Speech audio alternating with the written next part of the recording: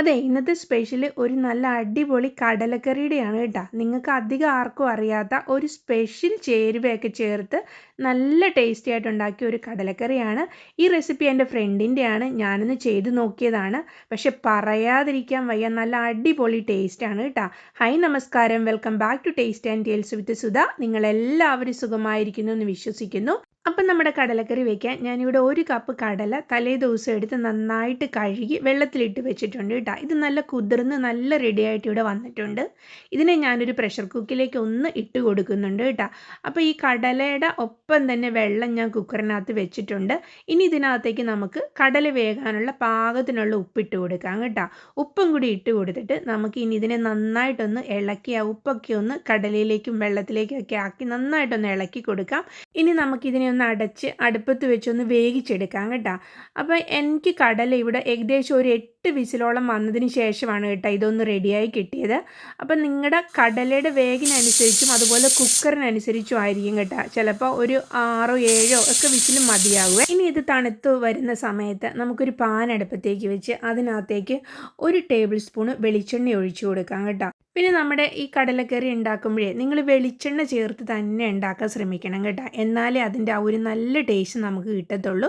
അപ്പോൾ ഇത് വെളിച്ചെണ്ണയൊക്കെ ചൂടായി വന്നപ്പോഴത്തേക്കും ഞാൻ ഏകദേശം 1 ടീസ്പൂണ് കടുക് ഇതിനകത്തേക്ക് ഇട്ട് കൊടുത്തിട്ടുണ്ട് കേട്ടോ. അപ്പോൾ നമ്മുടെ കടുകൊക്കെ ഇവിടെ നന്നായിട്ട് തന്നെ പൊട്ടി റെഡിയായി വന്നിട്ടുണ്ട്. അപ്പോഴത്തേക്ക് ഇനി നമുക്ക് വേണ്ടത് ഇതിനകത്തേക്ക് ഒരു ടീസ്പൂൺ അളവിൽ തന്നെ പെരിഞ്ജീരകം ആണ് കേട്ടോ ഞാൻ ചേർത്ത് കൊടുക്കുന്നത്. ആ പെരിഞ്ജീരകം ഒക്കെ ഒന്ന് പൊട്ടി വന്നപ്പോഴത്തേക്കും ഞാൻ ഇതിനകത്തേക്ക് ഒരു ചെറിയ കഷ്ണം പട്ട, പിന്നെ ഒരു ബേ ലീഫ്, ഒരു 4 ഇതൾ വെളുത്തുള്ളി ചെറുതായിട്ട് അരിഞ്ഞത്, ഒരു ചെറിയ കഷ്ണം ഇഞ്ചി ചെറുതായിട്ട് അരിഞ്ഞത് ഒക്കെ ഇട്ട് കൊടുക്കുന്നുണ്ട് കേട്ടോ. അതിൻ്റെ കൂടെ തന്നെ ഞാൻ കുറച്ച് ചെറുതായിട്ട് അരിഞ്ഞ തേങ്ങാക്കൊത്തും കൂടി ചേർത്ത് കൊടുക്കുന്നുണ്ട്. ഇതിനെല്ലാത്തിനെയും കൂടി നമുക്കൊന്ന് നന്നായിട്ട് ഫ്രൈ ചെയ്തെടുക്കാം കേട്ടോ.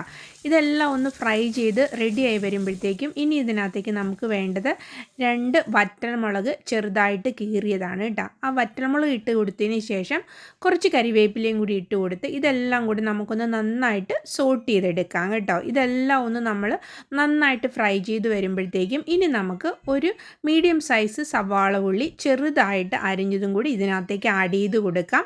അപ്പോൾ നമ്മുടെ സവാള ഉള്ളിയും കൂടെ ആഡ് ചെയ്ത് കൊടുത്തിട്ട് 2 പച്ചമുളക് നെടുകെ കീറിയതും കൂടെ ഞാൻ ഇട്ട് കൊടുക്കുന്നുണ്ട് കേട്ടോ. ഇതെല്ലാം ഇട്ട് കൊടുത്തിട്ട് നമുക്കിതിനെ ഒന്ന് നന്നായിട്ട് മിക്സ് ചെയ്ത് ഒരു ചെറിയ ഫ്ലെയിമിൽ വെച്ചതിന് ശേഷം നമുക്കിതിനെ ഒന്ന് സോട്ട് ചെയ്തെടുക്കാം കേട്ടോ.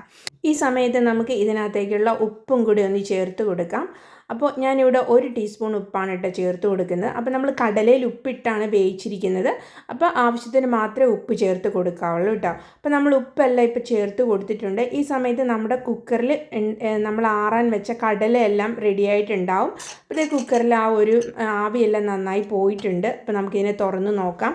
അപ്പോൾ നമ്മൾ ഈ കടല ഇപ്പോൾ വെന്ത് വന്നിട്ടുണ്ട്. ഇതിനകത്തുനിന്ന് ഒരു കടല എടുത്തൊന്ന് നെക്കി നോക്കിയാൽ നന്നായിട്ട് വെന്തോ ഇല്ലെന്ന് അറിയാൻ പറ്റും. ഇപ്പോൾ നമ്മുടെ കടലയൊക്കെ നന്നായിട്ട് തന്നെ വെന്ത് വന്നിട്ടുണ്ട്. നമുക്ക് ഈ കടല വേവിച്ചതിനകത്തുനിന്ന് ഒരു തവി കടലയും ആ വെന്ത ആ വെള്ളവും രണ്ടും കൂടി എടുത്തൊന്ന് മാറ്റി വയ്ക്കാം കേട്ടോ. ഇത് നമുക്ക് കുറച്ച് കഴിഞ്ഞിട്ട് യൂസ് ഉള്ളതാണ്. എന്തിനാണെന്ന് ഞാൻ വഴിയേ പറയാം കേട്ടോ. അപ്പോൾ ഈ സമയത്ത് നമ്മുടെ ആ ഒരു ഉള്ളിയെല്ലാം നന്നായിട്ട് തന്നെ ഒന്ന് ഇവിടെ വഴന്ന് റെഡിയായി വന്നിട്ടുണ്ട്. ഇനി നമുക്കിതിനകത്തേക്ക് ആവശ്യത്തിനുള്ള മസാലകളെല്ലാം ചേർത്ത് കൊടുക്കാം കേട്ടോ. അപ്പോൾ ഞാനിവിടെ ഒരു 1/4 ടീസ്പൂൺ മഞ്ഞൾപ്പൊടി ചേർത്ത് കൊടുക്കുന്നുണ്ട്. ഇനി ഇതിനകത്തേക്ക് ചേർത്ത് കൊടുക്കുന്നത് ഒരു 1.5 ടീസ്പൂണ് മല്ലിപ്പൊടിയാണ് ചേർത്ത് കൊടുക്കുന്നത്. പിന്നെ ഒരു 2 ടീസ്പൂണ് കാശ്മീരി ചില്ലിപ്പൊടിയും ഞാൻ ചേർത്ത് കൊടുക്കുന്നുണ്ട് കേട്ടോ. അപ്പോൾ ഇനി ഇതിനകത്തേക്ക് ഒരു 1/4 ടീസ്പൂണ് കുരുമുളക് പൊടിയും കൂടി ചേർക്കുന്നുണ്ട്. അത് വേണമെങ്കിൽ മാത്രം ചേർത്താൽ മതി കേട്ടോ. അതിന് നല്ലൊരു ഫ്ലേവർ തരും കുരുമുളകും കൂടി ചേർത്ത് കൊടുത്താൽ. അപ്പോൾ ഇതെല്ലാം കൂടി നമുക്കിനി നന്നായിട്ടൊന്ന് വഴറ്റി ആ നമ്മുടെ മസാലയുടെ എല്ലാം പച്ചമണം മാറണ വരെ ഒന്ന് റെഡിയാക്കി എടുക്കണം കേട്ടോ. അപ്പോൾ ഇത് കരിഞ്ഞു പോകാതിരിക്കാൻ ഞാൻ ഇതിനകത്തേക്ക് കുറച്ച് ചൂടുവെള്ളം ഒഴിച്ച് കൊടുക്കുന്നുണ്ട്. എന്നിട്ട് ഒന്ന് സോട്ട് ചെയ്തെടുത്താൽ നമ്മുടെ മസാലയൊന്നും കരിഞ്ഞു പോകാതെ നല്ല രീതിയിൽ നമുക്കിത് കിട്ടും കേട്ടോ. അപ്പോൾ ഇത് ലോ ഫ്ലെയിമിൽ വെച്ചിട്ട് ഞാൻ നന്നായിട്ടൊന്ന് വഴറ്റി റെഡിയാക്കി എടുക്കുന്നുണ്ട് കേട്ടോ. അപ്പോൾ നമ്മുടെ മസാലയൊക്കെ ഇവിടെ ഏകദേശം തന്നെ നന്നായിട്ട് സോട്ടായിട്ട് എണ്ണയെല്ലാം തെളിഞ്ഞ് ഇവിടെ റെഡി ആയിട്ട് വന്നിട്ടുണ്ട് കേട്ടോ. ഈ സമയത്ത് നമ്മൾ നേരത്തെ മാറ്റി വെച്ച ആ കടലയുണ്ടല്ലോ, അത് മിക്സിയുടെ ജാറിലിട്ട് നന്നായിട്ട് അരച്ചെടുത്ത് ഇതിനകത്തേക്ക് ഞാൻ ചേർത്ത് കൊടുക്കുന്നുണ്ട് കേട്ടോ. അപ്പോൾ ഇതും കൂടെ നമ്മുടെ ഈ മസാലയുടെ എല്ലാത്തിൻ്റെയും കൂടിയിട്ട് നന്നായിട്ടൊന്ന് നമുക്ക് ഇളക്കി മിക്സ് ചെയ്ത് കൊടുക്കാം കേട്ടോ. അപ്പോൾ ഇതൊക്കെ മിക്സ് ചെയ്ത് കൊടുക്കുന്ന സമയത്തെ നമ്മുടെ ചാനലിലെ വീഡിയോ ഒക്കെ നിങ്ങൾക്ക് ഇഷ്ടപ്പെടുന്നുണ്ടെങ്കിലും ഈ വീഡിയോ നിങ്ങൾക്ക് ഇഷ്ടപ്പെട്ടിട്ടുണ്ടെങ്കിൽ ഇതിനെ ഒന്ന് ലൈക്ക് ചെയ്യാനും സബ്സ്ക്രൈബ് ചെയ്യാതെയാണ് ചാനൽ കാണുന്നതെങ്കിൽ സബ്സ്ക്രൈബ് ചെയ്ത് ചാനൽ ഒന്ന് സപ്പോർട്ട് ചെയ്യാനും എല്ലാവരും ഒന്ന് ഓർത്തേക്കണേ. നമ്മുടെ ആ മിക്സിയുടെ ജാറും കൂടെ കഴുകി കുറച്ചും കൂടെ വെള്ളം ഒഴിച്ച് കൊടുത്ത് ഇതിനെ നമുക്ക് നന്നായിട്ടൊന്ന് റെഡിയാക്കി എടുക്കാം കേട്ടോ. അപ്പോൾ നമ്മുടെ അരപ്പിലേക്ക് ആ കുറച്ച് വെള്ളവും കൂടെ ഒഴിച്ച് കൊടുത്ത്, അപ്പോൾ നമ്മൾ ഈ വെള്ളം എല്ലാം യൂസ് ചെയ്യുമ്പോൾ ചൂടുള്ള വെള്ളം യൂസ് ചെയ്യണം കേട്ടോ. ഇനി ഇതിനകത്തേക്ക് പച്ചവെള്ളം നമ്മൾ ഒരു കാരണവശാലും ഒഴിച്ച് കൊടുക്കരുത്. നമ്മുടെ അരപ്പും ആ വെള്ളം എല്ലാം കൂടെ ഒന്ന് മിക്സായി നല്ലതായിട്ടൊന്ന് സോട്ടാകാനായിട്ട് നമ്മൾ ഇവിടെ ഒന്ന് വെയിറ്റ് ചെയ്യണം കേട്ടോ. കടലക്കറി ഡിഫറെൻ്റ് രീതിയിൽ ഞാൻ ഇതിനു മുമ്പും വെച്ചിട്ടുണ്ട് കേട്ടോ, തേങ്ങ അരച്ചും തേങ്ങ അരയ്ക്കാതെയൊക്കെ. പക്ഷേ ഇതിൻ്റെ ആ ഒരു ടേസ്റ്റ് ഇതേവരെ എനിക്ക് കിട്ടിയിട്ടില്ല കേട്ടോ. അത്രയ്ക്ക് നല്ല ടേസ്റ്റുള്ള കടലക്കറിയാണ്. അപ്പോൾ നിങ്ങളിതെല്ലാവരും ഒന്ന് ട്രൈ ചെയ്ത് നോക്കണം കേട്ടോ. അപ്പോൾ അരപ്പൊക്കെ സെറ്റായിട്ടുണ്ട്. അപ്പോൾ നമ്മൾ വേവിച്ച കടലയും കൂടെ ഈ അരപ്പിലേക്ക് ഇപ്പോൾ ഇട്ട് കൊടുത്തിട്ടുണ്ട് കേട്ടോ. ഇനി നമുക്ക് ആ അരപ്പും കടലയും എല്ലാം കൂടെ ഒന്ന് മിക്സ് ചെയ്ത് ഒന്ന് റെഡിയാക്കി എടുക്കാം കേട്ടോ. അപ്പോൾ ഈ സമയത്ത് നമ്മുടെ സ്റ്റൗവിൻ്റെ തീയൊക്കെ ഒന്ന് മീഡിയം ഫ്ലെയിമിലേക്ക് നമുക്ക് വെച്ച് കൊടുക്കാം കേട്ടോ. അപ്പോൾ നമ്മുടെ കടലക്കറി ഇപ്പോൾ അത്യാവശ്യം നല്ല കുറുകുറാന്നാണ് ഇരിക്കുന്നത്. ഈ സമയത്ത് നിങ്ങൾക്ക് ആവശ്യത്തിന് വെള്ളം ചാറ് എന്തോരാണോ കടലക്കറിക്ക് വേണ്ടത് അതിനനുസരിച്ച് നമുക്ക് ഈ സമയത്ത് വെള്ളം ചേർത്ത് കൊടുക്കാം കേട്ടോ. അപ്പോൾ എൻ്റെ കടലക്കറി ഇവിടെ അത്യാവശ്യം കുറുകിയാണ് ഇരിക്കുന്നത്. ഞാൻ ഇതിനകത്തേക്ക് കുറച്ച് വെള്ളം ചേർത്ത് കൊടുക്കുന്നുണ്ട്. നേരത്തെ പറഞ്ഞ പോലെ ചൂടുള്ള വെള്ളം തന്നെ ഒഴിച്ചു കൊടുക്കണം. പച്ചവെള്ളം ഒരു കാരണവശാലും ഈ സമയത്ത് കടലക്കറിയിലേക്ക് ഒഴിച്ചു കൊടുക്കരുത് കേട്ടോ. ഒഴിച്ചു കൊടുത്താൽ നമ്മുടെ കടലക്കറിയുടെ ആ ഒരു ടേസ്റ്റ് തന്നെ അങ്ങ് മാറിപ്പോവേ. അപ്പോൾ ഇപ്പോൾ വെള്ളമെല്ലാം ഒഴിച്ചു കൊടുത്തിട്ടുണ്ട്. നമുക്കിനി വെള്ളമായിട്ട് ഒന്ന് നന്നായിട്ട് കടലക്കറി ഒന്ന് തിളച്ച് സെറ്റായിട്ട് വരണം കേട്ടോ. സെറ്റായിട്ട് വരുമ്പോഴാണ് നമ്മുടെ സ്പെഷ്യൽ ഇൻഗ്രീഡിയൻറ്റ് നമുക്ക് ഇതിനകത്തേക്ക് ഇനി ചേർത്ത് കൊടുക്കേണ്ടത് കേട്ടോ.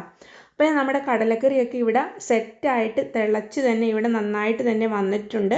അപ്പോൾ നമുക്ക് ഇനി നമ്മുടെ ആ സ്പെഷ്യൽ ഇൻഗ്രീഡിയൻറ്റ് ഇതിനകത്തേക്ക് ചേർത്ത് കൊടുക്കാം കേട്ടോ. ആ നമ്മുടെ സ്പെഷ്യൽ ഇൻഗ്രീഡിയൻ്റ് എന്ന് പറയുന്നത് വേറൊന്നുമല്ല, ഒരു ചെറിയ കഷ്ണം കൊടംപുളിയാണ് കേട്ടോ. അത് നമ്മൾ നേരത്തെ ചൂടുവെള്ളത്തിലിട്ട് ഇവിടെ വെച്ചിട്ടുണ്ടായിരുന്നു. അത് ഞാൻ ഇതിനകത്തേക്ക് ഇപ്പോൾ ഒഴിച്ചു കൊടുക്കുന്നുണ്ട് കേട്ടോ. പിന്നെ ഇതിനകത്തേക്ക് പുളി ചേർക്കുമ്പോൾ വളരെ ഒരു ചെറിയ കഷ്ണം പുളി മാത്രമേ ചേർക്കാവുള്ളൂ. നമ്മൾ ഈ പുളി ചേർക്കുന്നത് കടലക്കറിക്ക് ഒരു ടേസ്റ്റ് കൊടുക്കാനാണ്, അതായത് പുളി കിട്ടാനല്ല. അതുപോലെ തന്നെ കടലക്കറിയൊക്കെ കഴിക്കുമ്പോൾ നമുക്ക് ഗ്യാസിൻ്റെ പ്രശ്നം ഉണ്ടെങ്കിൽ അതെല്ലാം മാറാനും ഈ ഒരു കഷ്ണം പുളി ചേർക്കുന്നത് സഹായിക്കും കേട്ടോ. പിന്നെ നിങ്ങൾക്ക് ഇനി കറി വെച്ച് കഴിയുമ്പോൾ പുളി കൂടുതലാണെന്ന് തോന്നുവാണെങ്കിൽ നമുക്ക് ആ ഒരു കഷ്ണം പുളി ഇതിനകത്ത് നിന്ന് എടുത്ത് കളഞ്ഞാൽ മതി കേട്ടോ. നമ്മുടെ കറിയുടെ ആ ഒരു പാകമൊക്കെ ഈ സമയത്ത് നോക്കാം. നിങ്ങൾക്ക് ഉപ്പൊക്കെ വേണമെങ്കിൽ ഈ സമയത്ത് ചേർത്ത് കൊടുക്കാം. കറി ഇവിടെ സെറ്റായി വന്നിട്ടുണ്ട്.